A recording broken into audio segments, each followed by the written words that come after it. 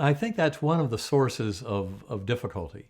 If you look back on the 400 years of the scientific revolution, the assumption that Galileo and Bacon and Newton and scientists like that took is that they are, intelligent beings that can observe this world and come to understand it. But they saw themselves as separate, and that was kind of part of the dialogue.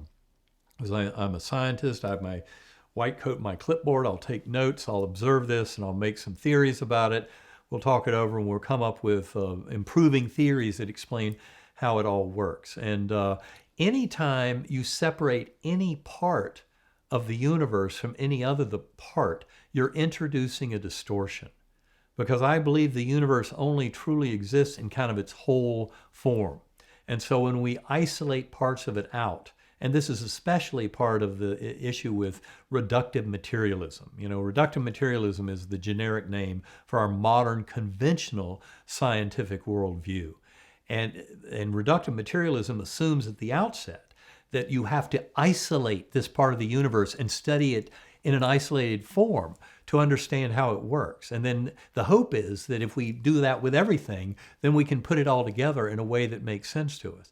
But anytime you isolate any part of it out, and that includes the observer pretending to be separate from the observed, you're introducing distortion and things that are confusing and lead to a lot of kind of misinterpretation of the data. And that's why I'm such a giant fan of meditation. Going within, escaping the kind of tendency to define and to limit, as Descartes said about our language.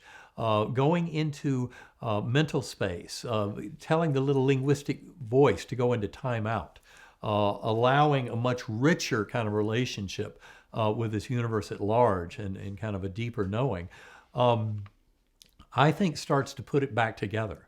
But from my point of view, that kind of top-down organization that becomes apparent in this kind of awakening of consciousness and our understanding of the nature of consciousness and reality, I think is one that is limited by language in many ways. And that's why the going within is so important. And that's why Karen and I, in Living in a Mindful Universe, highly recommend. We can tell you all the things that we try to tell you to give you a worldview, but at the end of the day, you're going to have to go within and discover the answers for yourself. And that's why I think that's such an important part of the approach and why reductive materialism has led to such kind of confusion about it all.